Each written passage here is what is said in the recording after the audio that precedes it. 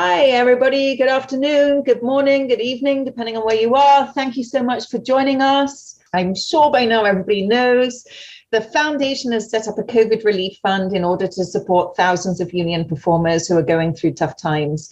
This year, thanks to your donations, the foundation has given nearly $7 million in emergency aid to more than 7,000 performers and their families. If you're a SAG-AFTRA member and you need help, please ask. And if you can help, please give. Information about the fund can be found in the description of this video or on our website. Thank you for your support. Now, without further ado, it's my absolute pleasure to introduce Ryan Brown from the ADR Agency in Oahu, Hawaii. Hello, Ryan. Thank you so much for joining us. Aloha. Aloha, everyone. Thanks for having me. Okay, so Ryan, before we get going, I'd love for you to give me an idea of how you ended up in this. You've been 19 years at ADR. Can you tell us how you got started and share a little bit about your journey with us, please? Well, believe it or not, at one point I was involved in the industry as an actor as well, and very short stint, a couple of great experiences, but soon after I realized that the behind the scenes and coordination and really lifting up talent and promoting talent was something that I was more in tune and more in line with, and so I had an opportunity to work with the agency that I had been represented with, initially to create a different division in the department. Side note, I used to work for Don Ho, and so the performing aspect of that created opportunities in the agency. One day, the booker left, and all of a sudden I was booking jobs for commercials and films, and I blink of an eye and it's 2021 and I'm here, and this has been my career. So I've enjoyed every bit of it, actually. That's fantastic. I'd love you to tell us a little bit about the state of affairs in Hawaii. We all know that for many years now, there's been a constant stream of television series and films which shoot in Hawaii, which is fantastic. How have things changed over the last year? What's been going on during COVID? We've been blessed. Over 20 consecutive years to have an ongoing production here. I mean, remember the Lost series, which was here for quite a long time, almost 15 years, I believe. Magnum, of course, and now we have a series of productions that's in town. So we've been really fortunate to see the continued growth of our film industry. It's become a significant part of our economy here in the islands, actually. Currently, we've all been facing the realities of COVIDs and shutdowns and such. And I was mentioning to you earlier, Rochelle, that pre-COVID, there was a certain makeup of the industry. And during COVID, surprisingly, we actually have more productions in the last 4 to 6 months here in the islands than we've had sometimes in an entire year. Strangely enough, an article just appeared in a local newspaper that actually positioned Hawaii to actually have the best year in 1 decade this year. Now, we're still shut down. We're still at tier 3. We still have to wear masks. We still have a certain capacity as far as how we go about in our community. So to see that happen and to see the industry really rally, beyond other industries here, but to really rally and to actually prove that production can happen in Hawaii successfully without incident has really been a feather in the cap to our film office and our professionals here.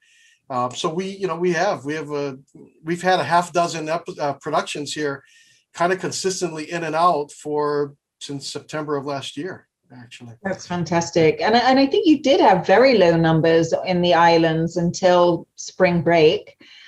So can you tell me a little bit about, travel restrictions and how that affects actors coming from the mainland to work in Hawaii? Well, we still have in effect the 72-hour test period, right? So if you entering the islands, if you take a test at a qualified or vetted clinic or establishment, and it's within 72 hours, you have the test results when you walk off the plane, then there's no quarantine that's necessary. Productions have been really vigilant about continued testing. So regardless of whether you live here in the islands, if you're starting a production or if you come in from the mainland, immediately upon arrival, you take a new test, and you actually take a new test. Depending on the production, there's different procedures, but the average has been that you take a new test every other day for at least a period of 4 days, and then right before you shoot, if there's a window. And so right now, presently, there is that 72-hour period for those entering the islands if you're able to. Unfortunately, if you do not follow that process, then you do need to actually stay quarantined for 10 days, which is not something, obviously, if you're coming for work here, we need to be vigilant about making sure we check the boxes, because otherwise that could really jeopardize the getting on set. Hopefully we're on path to actually have a vaccine travel policy that is being considered right now. It's been in the news. The governor's looking at it, and I think we're close to having that initiated. Maybe the word might have even actually been announced, but that would be obviously a positive for us as well. Now, I know that you represent, obviously a whole roster of clients in the islands, but you also represent actors in the mainland. Is that correct? Yeah, we rep a little over 24 talent that reside mostly in California, some up in Oregon, Washington, maybe a couple in Nevada, one in Ohio, believe it or not. And actually, we have a couple of locals that moved to the East Coast that we still do represent as well. Obviously, the farther you get away from the islands, the more logistically problematic it is to actually try to place you, of course. But for those on the West Coast, it's really not much of an issue or a problem at all. I mean, even with the reduced flights. So can you explain to us how that relationship works with your mainland clients? What are you submitting them for? What expectations can they have? Sure. We started repping mainland talent because during, I would say, season 5 or 6 and 5-0, Hawaii 5-0, we literally booked a good majority of our roster that, for those who resided in Hawaii. And it started becoming really scarce as far as their submissions. And, out of fluke, we reached out to one of our former talent that was living in LA, and we said, hey, can we get you back on our roster and we'll pitch you? Well, we booked him. And he had a successful shoot, came back to the islands, visited family, worked on 5-0, which was what he wanted to do. He had moved actually right when 5-0 started. So he was a little bummed that he was no longer in the islands. And all of a sudden, over a period of a year, everyone in his actors group and workshops and classes started reaching out to us. And that's how we grew. I think I mentioned to you earlier, we have a great relationship with our casting people. I mean, I think one that is very unique to the islands. We have the ability to talk with them daily for long periods of time. They know the talent. They know even the talent that we rep that reside in the mainland, because we constantly keep active in making sure that they're familiar and knowledgeable of them and pitch them.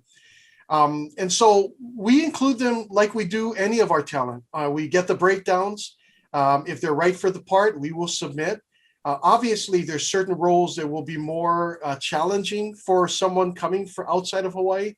And so we'll keep conscious about that, because we don't want to create a situation where, the logistics just overwhelm the opportunity. But for the most part, we've really been able to make it work. And we've been able to make it work really from both ends. I mean, I also, for the same reality, pitch Hawaii talent for LA productions. So, I mean, it goes both ways. And I think the reality of us having worked extensively with our LA talent and offering them for Hawaii productions kind of got us to really get the system down and be more comfortable with that process, us outside of just our pool here in Hawaii, for both also work. I mean, the world is smaller because of this, right? I mean, everyone's self-taping. So if I pitch someone for an LA project, you're self-taping if you live in LA, you're self-taping if you live in Hawaii. And even if it's for Hawaii, everyone's self-taping. And so that has helped to bridge it a little bit. Certainly it's helped to kind of move us forward. That's amazing. I want to ask you, about older actors in particular. It seems like such a dream to retire to Hawaii. So could older actors expect to retire to Hawaii and still keep working? Would that be reasonable? It certainly would be reasonable, but I think we got to put it into perspective. Hawaii is a smaller market. We have some individuals who come over to the islands, not even with the intention of retiring, but they never leave. They stay, and they find that there's a viable, active film industry here, and they're a part of it very actively. Perhaps maybe not as active as they were maybe in their home market, especially if they come from a larger market. But I will tell you, I don't know if they find much difference between their experiences, because larger markets also include, a larger pool of competition. And so in reality, when you kind of look at that in comparison, I think that they'll find that they can be active in a smaller market. Again, the great thing also is that if they have the means and if they have the resources and connections, they can continue to be active in their home market and in Hawaii. There's no reason why they need to leave entirely. So it is a possibility for older actors, certainly. That's fascinating. I wonder about, diversity, equity, and inclusion is at the forefront of everyone's mind. All of the studios and networks have, these departments. Casting directors are also very conscious of being very inclusive in their casting. Do you find that you have the roster of actors to sort of fulfill those needs in Hawaii, or is that what you're looking for in the mainland to support your roster in Hawaii? I think we have the means and the opportunity in the community. Whether or not they may or may not be involved in the industry, it's just a matter of time, of course. And of course, we're always growing our roster to include everyone. And so, the pool in Hawaii, regardless of the fact that we've been growing as an industry, is still limited. And I think that's really one of the constant struggles, if not challenges for us, is to continue to broaden who we can offer on our rosters for all opportunities. And so that continues to be a challenge, certainly. Interesting. Can you tell me, when you're considering taking a new client on, what are you looking for in their submission? What assets do they need to have for you to look at and consider them? I do think that those requirements differ depending on whether you're outside of Hawaii or a resident of Hawaii. If you live in Hawaii, there's a greater opportunity to really nurture someone who's brand new to the industry, to develop them, to build them, to have them work their resume, and to really grow as a performer. And so that provides us, a longer window of time. I think when we're considering others from other states and other markets, and they're inquiring about Hawaii as an option for representation, it really helps if they're set, if they have a resume, if they're ready to go, if they got all the tools and arsenal available to them, if they're constantly still training, developing their craft. But I think the caliber and the prerequisites of those that we consider that live outside of Hawaii would not include someone who's new to the industry in general, but maybe a professional in a variety of different levels, but certainly someone that has some traction under their feet and some experience, because that makes the experience better overall. Talent does not want to sit on a roster waiting to be considered or pitched. And so we're able to do that more effectively if we have someone that is seasoned, experienced when it comes to not being a resident in the islands. But all types, my goodness, all types whatsoever.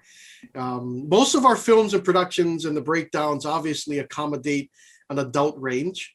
We'll have some of the younger ages pop in from time to time. Doogie has provided an opportunity for our younger performers to actually, get a shot. Finally, of course. Yeah. I mean, prior to that, if it's not a Disney production, then it's not something that they would really see a lot of action on. So there's productions that's offered that, but for the most part, obviously the adult range is really where most of the breakdowns will fall. That's great. So if you're considering clients from the mainland who obviously can't come to the office in person, and probably that's not what you're doing now anyway, would you just, you meet people on Zoom? How do you, I'm assuming that you interview them before you agreed to take them on, just so that you get an idea of how they would present on set. Sure. Can you give me an idea of what that interview might look like and what you're looking for in that interview? Well, it would look kind of like this, honestly, but I think a lot of our discretion is done when they do make their initial submission. The reality is, based on what they send us, what platforms they're already signed on to, how extensive those platforms are with regards to their listing, their profiles, their clips, images, etc. We can make a really significant determination before we even get to the meeting process. I think by the time we actually meet with someone, there's an interest, obviously. Otherwise, I hate to say, but why waste people's time, right? And so, we're really discerning prior to even making that meeting. It helps if you're referred. It helps if the referral comes from someone who's already on our roster or an industry professional. And you'd be surprised how many referrals we get from our local casting directors who are handling these big network and cable productions. Because they're being bombarded and inquired with directly on their websites and such, and so they will refer those over to us as well. And so once we set up the meeting, there's obviously an interest right off the bat, and I think the remaining of the conversation is really as to understanding what their expectations are, and making sure that we can communicate to them, how we work, what we can offer. Putting things in perspective. I want them to understand that it might be a relationship that might not be as frequent in interaction as it might be if you lived in Honolulu. But the quality of those conversations and interactions will be really awesome. So when we do connect and when we do have an opportunity, it'll be really a great opportunity. And I think if we can understand the reality of that relationship, because it is quite different, then I think we have a great potential of establishing a real successful relationship. Our goal is to establish long-term relationships. And if I can rep someone over, a couple of years, great. But if I can rep someone over 6, 7, 8 years, 10 years, that familiarity, that comfort, it really helps in making sure that we can get them placed. And I think that's where the trust begins to build, right? Absolutely. I think a big part of that trust and building the client-agent relationship is to do with communication. And so you've already sort of mentioned that you might communicate more frequently with people on the islands in Honolulu than you might with other people. So if you could just sort of describe for me sort of what expectations should your clients have in terms of communication with you? Is it okay for them to call you? When is it okay for them to call you? All of those. Oh yeah, absolutely. Like any other agent, I think in Hawaii, we all work 24/7, right? The challenge is the fact that we spend almost 8+ hours on this, constantly. And so, we have a myriad of ways of you can reach us, but the reality is, again, it's going back to that relationship. The people on my roster, I communicate very, very often to, hey, listen, these are the options as far as reaching out to us. By all means, we will make that connection depending on the level of the fire that needs to be put out, of course, right? And so, the file management is obviously a constant for us. We take the phone calls. A lot of our referrals are put onto this Zoom platform. And I got to tell you, at first, there was a reluctance to do a lot of this, but that's changed. I spend more days than others doing this. And actually, we just started, because we find ourselves on so many Zoom meetings, we just started to kind of establish, open hours with our agency where, okay, during the lunchtime, 12 to 1, one of them is happening today, actually, 12 to 1 today, where people just come on the Zoom, jump on as a group, talk story, and just communicate, because that is more needed. We communicate more frequently, but we do less of that communication like this or in person. And so we found that is really important. It's really important to keep the relationship going. We got to get better at that. We can find ourselves going crazy all day long and then realizing that we've been on email for 12 hours, constantly submitting. If we're on Actors Access submitting for a project, that's an hour right off the bat. And so, there's opportunities that we provide, but carrier pigeon, text, email, phone call, and our open hours are all options, and at all levels of urgency. So I love that. That's really fostering community with the open hours. That's wonderful. So it sounds like somebody I just saw in the chat, I think it was Sarah Olmsted, said it sounds like you have quite a large roster. How many agents are there at ADR? Interestingly enough, since 1991, the face and the operation of ADR has changed quite a bit through the years. We started off with 3 or 4 agents. Over the years, our largest staff was 8. We at one time had a great big office with 8 staff and some part-timers. Believe it or not, right now it's me and my associate Paulette. So it's the 2 of us. I will tell you, we do more now than we did back when we had 8 people. Technology has been, our savior, really. And although it does still continue to offer some challenges, it's allowed us to do more in a shorter period of time and to maximize our efforts so that really we can continue to the type of volume. Of course, in COVID, we're all impacted regarding the volume of work that we're doing. But pre-COVID, we operated at probably 200% of when I had a bigger staff.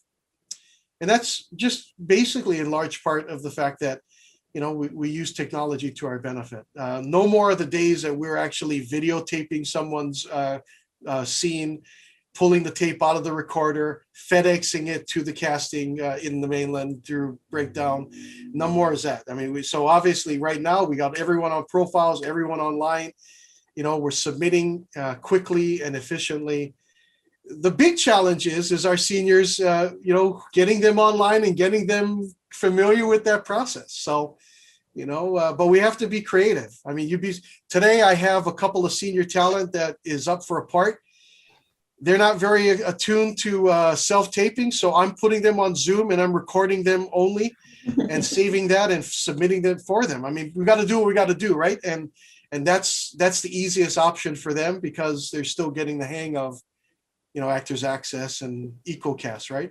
That's above and beyond. That's fantastic. So in coming to the chat for questions from our audience who are live with us right now, and Joni Shady is asking, do you think there's a reluctance among agents to provide clients with submission reports? She said, why is that? If I was to just speak frankly, I get that request from time to time. And honestly, it takes me a few days, even sometimes a week, to actually pull that up. Listen, it might seem like just an excuse, but really, literally, we are fielding and reacting to opportunities, all day long. And if we're not, we're helping to grow our roster and do this. And so, the admin part of our operation, I can only speak for ourselves, but I'm sure it's true for any small agencies as well. The admin part is a challenge. And it's something that we ask our talent to be patient about. Certainly, especially if they're on Actors Access, we can provide that. And, it takes a few clicks and I guess a print to PDF and an email. But, the timeliness is always that issue. And finding the time to actually do that after, I mean, I'm not complaining. I actually love this industry and I love long days and I eat it up. But the reality is, there's certain opportunities and tasks that need to gravitate our immediate attention, and some of the admin stuff do not. So I think if you have that relationship with your agent and you make that request, and if you have that relationship, then your relationship would also allow you the trust to be patient. And if not, it should also allow you the personal, relationship to say, hey, Ryan, what the hell are you waiting for? Can you send me that report? And, and that's the kind of relationship that you should have with your agent. And, then someone like myself will go, damn, I forgot. Sorry. Let's go ahead and get that going and get that over to you. But there's not a reluctance to provide it. It's just the frequency of responding to that request. Yeah. That makes perfect sense. I mean, you are all watching and reading the breakdowns. We can spend the entire 10 hours looking through breakdowns and not get to everything. So you could just imagine, the course of the day. And that's what we want you to spend your time doing. So. Right? Yes. So we have a question about the breakdowns from CC Warren, and this is the point at which I apologize to everybody in case I mispronounce anybody's name.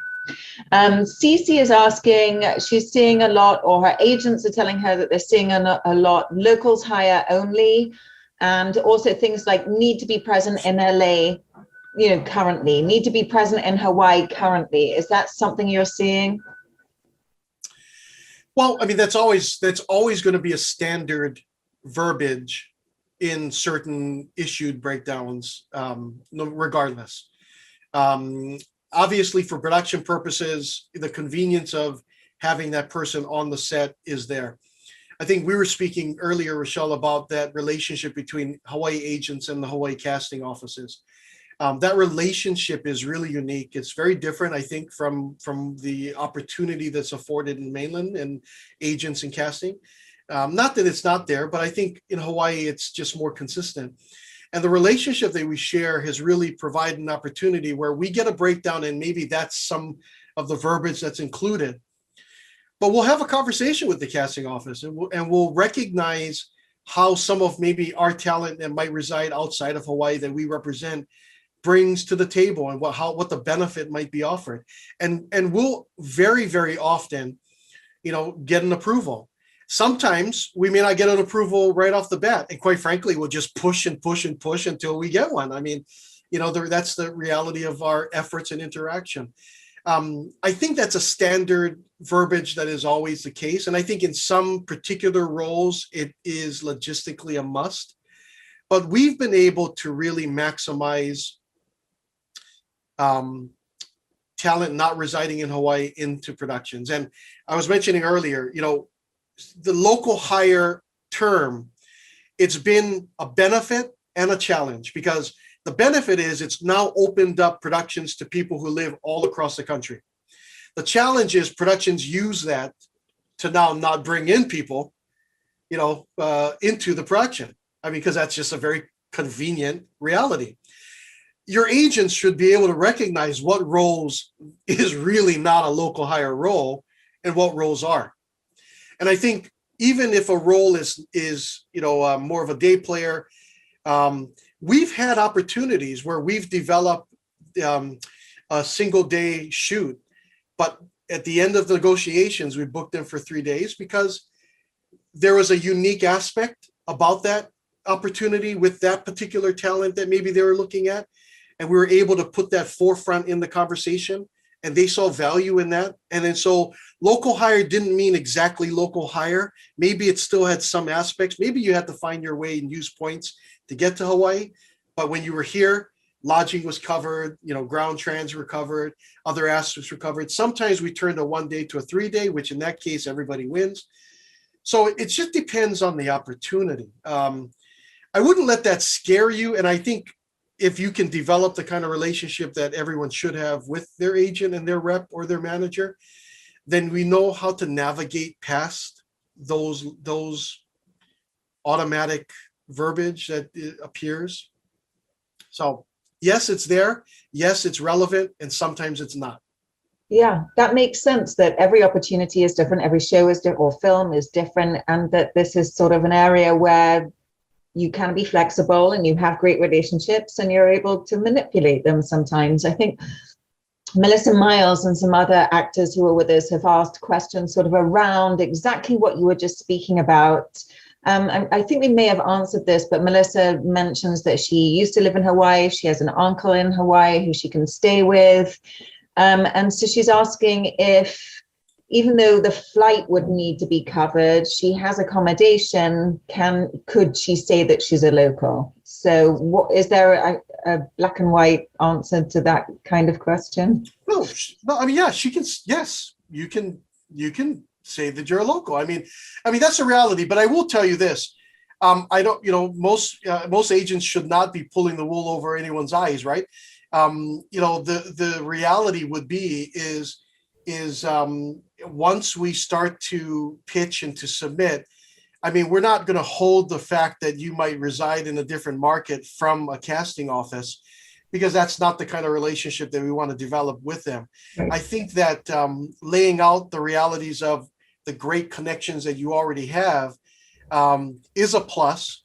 But overall, I just don't think any of those are deal breakers. I mean, if we can communicate and effectively the value of you nailing that role and being booked for that role, then we can accommodate a hybrid of that local hire or just book the local hire option.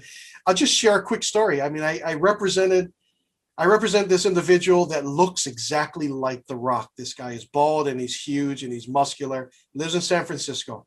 And obviously his build, his type, his look does not offer him the regular breakdowns. I mean, unless you're going for that type of look, it's more particular.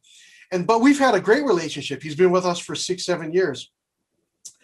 There was a role that was pitched at the last episode of Hawaii Five-0, the very last episode of Hawaii Five-0. And we pitched him. The reality is he has family in Hawaii, but they're estranged. I mean, and so, he was really a mainland talent. There was some resistance from even his reps in LA to actually go about and do the booking for a 1-day co-star. We were able to negotiate a 3-day. We were able to get him hotel. He actually used some points that he had to fly over. He had ground transportation and meals covered. He got over here for a 3-day. They had a schedule change. His shoot dates now were over a week apart.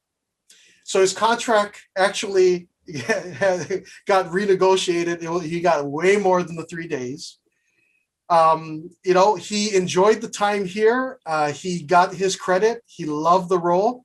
He went back, and 2 months later, we announced that Hawaii Five-0 was no longer.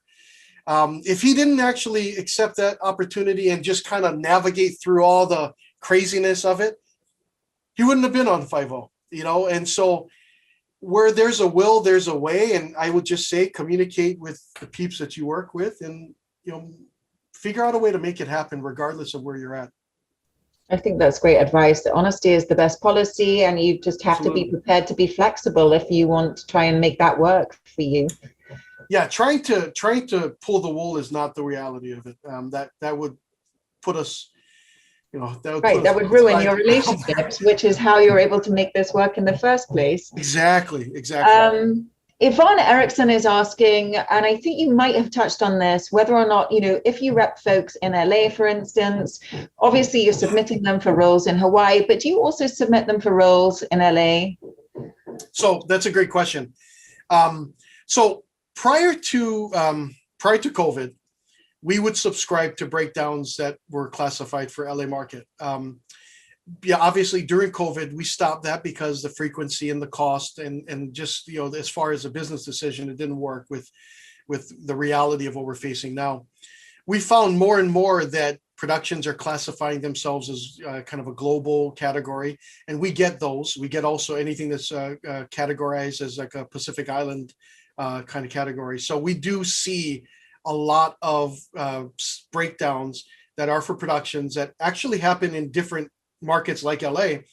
And, you know, those are, and I'm just going to speak from my perspective, you know, it might be different. Maybe an LA agent might say something differently, but I believe that you know, obviously the LA agents get the LA breakdowns, period. And they're so preoccupied with that breakdowns, which is obviously some of the best work afforded, that that's their focus. And the breakdowns that we get maybe fall outside of the fringe of those breakdowns.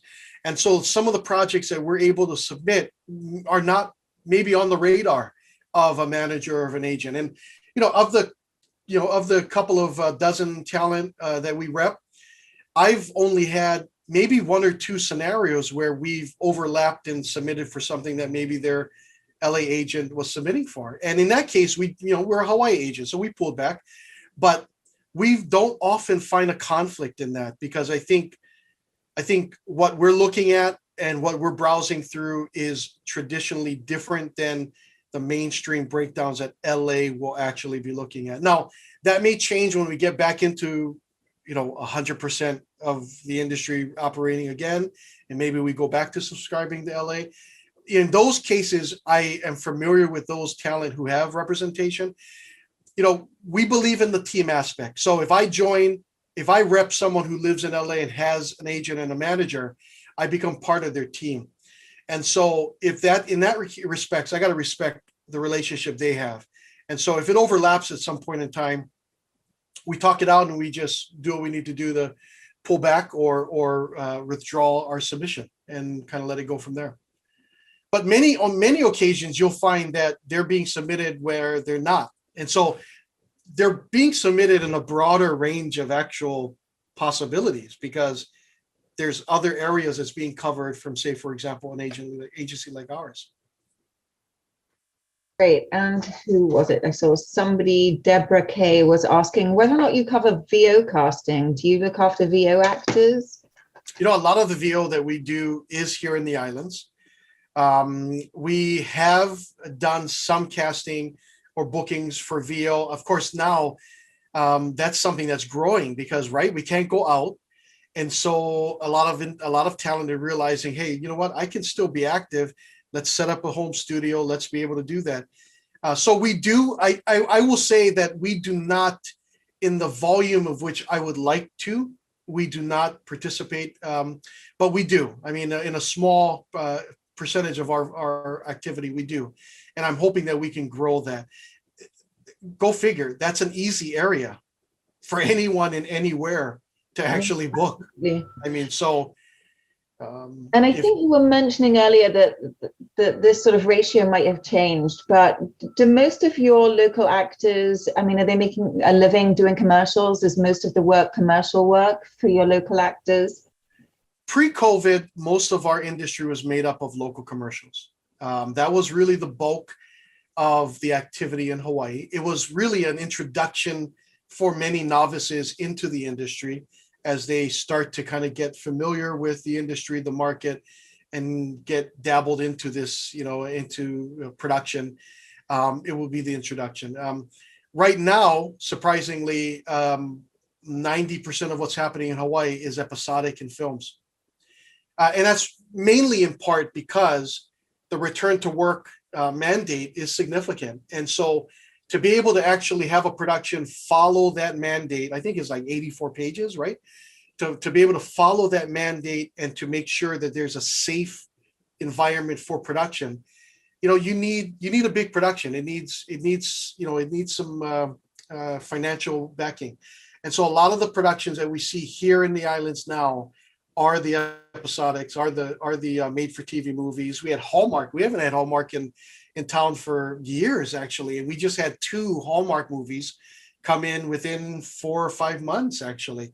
I mean, I was like, my goodness, keep them coming. Let's see it, So, so that's really the reality of our market at the moment. That's great. And Janine Justo is asking, is the industry in Hawaii mainly in Oahu? Yes. Yeah. It really is. We've had some productions that have been great ones on the neighbor islands. Jurassic Park, like series of movies, right? All of them shot a mix of on Oahu and on the island of Kauai. For years, over 10 plus years, they've been doing that. But majority of the bulk of the work is here. We have a few production companies that love certain islands. I mean, Adam Sandler's production companies love Maui. So whenever we see an Adam Sandler project coming to Hawaii, we kind of know he's going to Maui. But for the most part, it's all centered on Oahu. That's great. And Roxanne is asking right now. So yeah. Roxanne is asking, does Hawaii talent do a lot of behind the camera work too? Is there a strong indie film community in Hawaii? It's a growing indie film. It's really growing indie film. We have the Creative Labs, which is now, I think they're close to 10 years as part of the University of Hawaii, that has been remarkable in developing professionals for the industry, not only in front of the camera, but behind the camera. We have more, director of photography types that are products of the schooling here in the islands that are working on, regular production work, and also going to Hawaii, going to the mainland and shooting there as well, being part of crews there. So it's a growing part of our market. At one time, that was part, at one time, we need to realize that coming to Hawaii for productions, they had to consider a lot of things. At one time, they had to consider whether or not there was a talent pool that they could rely on here in the islands. There is no doubt that there's a talent pool in Hawaii, and actually that talent pool is infiltrated into the West Coast and all other markets as well. But then there was also a concern as to whether or not we have the crew to support, the productions and facility. And that is no longer a concern. And, we've been very creative. Our film office has been very creative here in establishing more than one, film studio, even turning warehouses or abandoned buildings. At one time, Hawaii Five-0 started off in the abandoned building that once was the Honolulu Advertiser, which was the main newspaper in Hawaii. And they started off for the first 3 or 4 years in that building. So we've been creative and thankfully so. That's wonderful. Mike Calvoda is asking if it makes actors more valuable as a potential client if they are also writers or do something else in the industry as well. As far as a contribution to their value as a creative type, a performer, sure. I don't find that as much of a direct correlation to meeting a role and booking a role. We have some creative types, writers, who've developed their own actual shorts and films and actually produce it on their own. Of course, most of that is for festival type stuff, with the hope that it might potentially have, catch a break and become something bigger. I think as an individual and what you offer creatively, certainly that might help. I wouldn't say that that's a prerequisite for better success as booking a role. I mean, the bottom line is nailing the audition is the best thing to book a role. And, but it certainly wouldn't hurt, I guess. Will Dinsmore, and I think I've seen this question a couple of times in the chat, is asking if someone is light on their resume, does a good demo help? I think somebody else was saying they were just beginning and they didn't have any material. So there are some questions about reels. Yeah, a good clip. More and more we're moving, and I think this is the norm now in Hawaii. Potentially, we may be a day late sometimes, but more and more we're referring to using more of the shorter clips, obviously. Time is an essence for everyone in casting, and so that has been a benefit. And I don't need, if we have one killer clip, that's all we need. If you have more, then great. That does actually help the situation. But if you have one, then that's where we go. And sometimes we have to create them. I mean, we've had to be creative here. We don't got exactly what we want from maybe a scene that we booked on a show. Well, then what's happening maybe in your class that's now online and probably videotape the scenes that you put up, regularly? Do we have something that's just stellar? Yes, casting directors will look at that and go, well, how many times have you did that take before we actually got that clip? But the reality is, a good delivery is a good delivery. And when I got nothing to work with, I'll take a great clip from a class or something else to be able to then pitch to a casting person. And I guess in Hawaii, like I said, the relationships are different.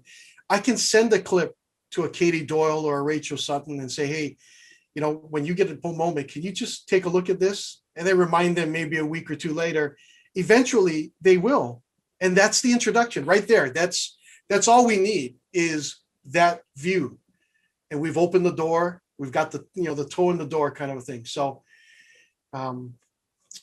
certainly clips are essential though. That's great. And then Susan McWilliams has a question. She took some time out and she's coming back and all of her credits are old. So she's wondering whether or not she should remove old credits from her resume or not, she doesn't want people to, how do you make those explanations when your credits are old? Well, I mean, in lieu of new credits, really, the old credits are really what kind of outlines her experience. So it's a case by case scenario. I'd have to look at the resume and I'd have to really kind of consider all things. But credits are credits. I mean, we have people who take a break off of this industry and come back and they find themselves busier than when they were in the first place. I mean, and that might be after 15, 20 years of raising a family or finishing a career kind of a thing.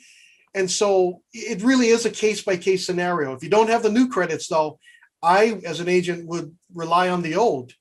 And we're not booking you for the role that which you had that credit for.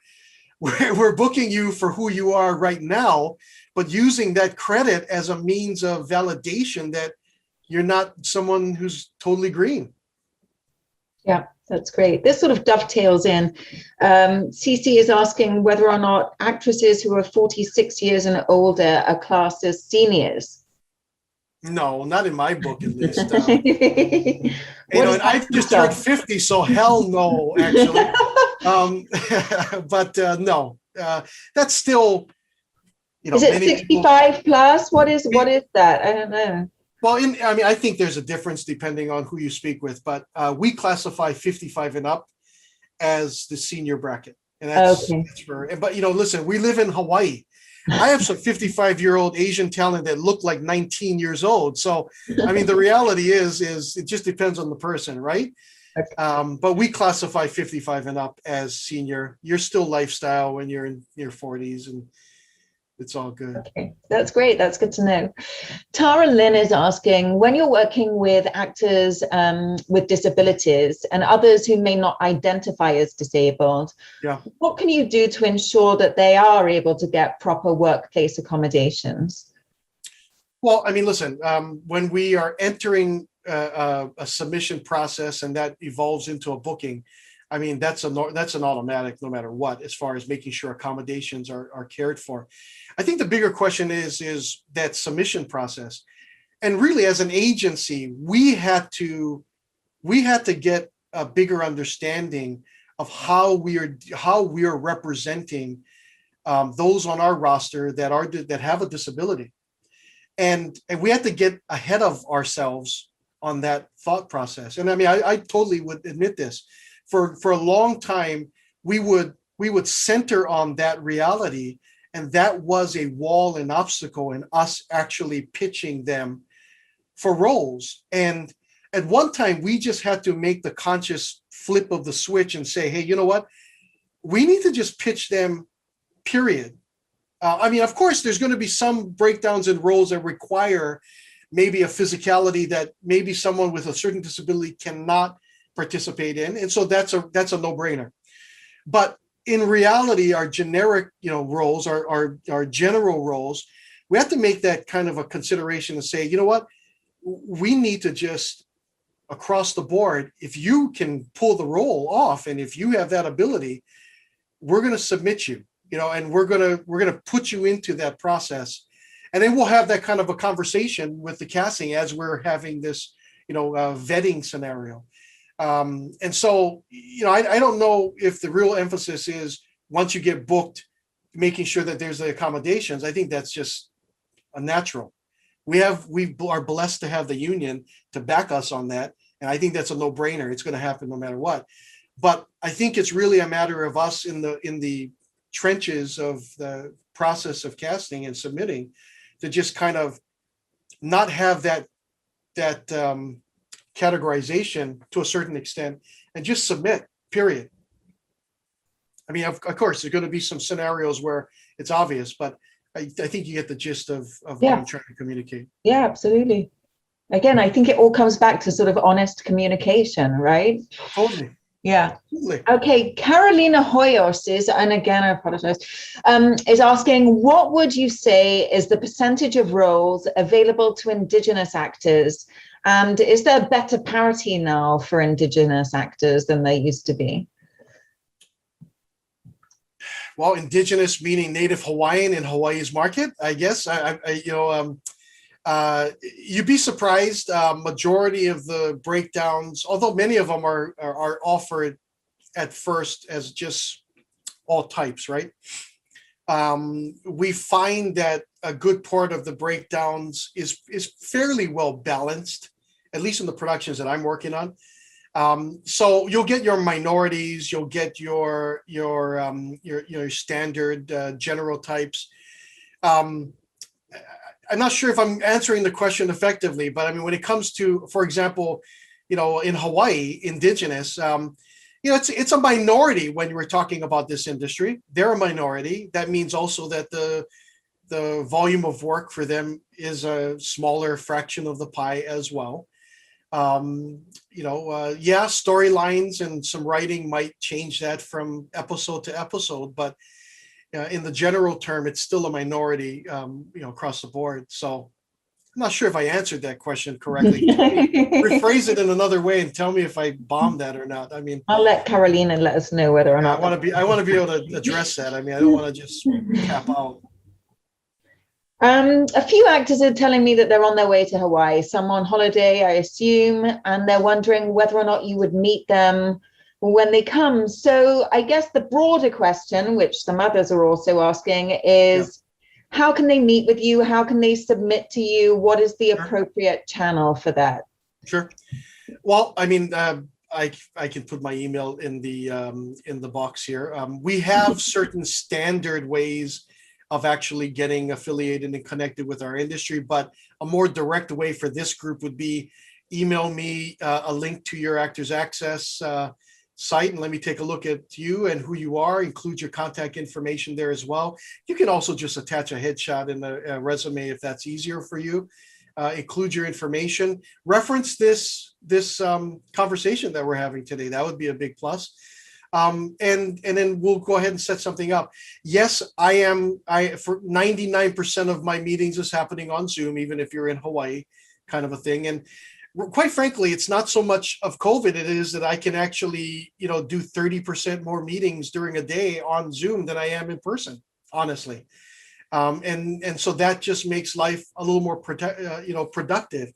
Perhaps, when I'm vaccinated, maybe I will change that a little bit. But I mean, the reality is this is a platform that's here to stay.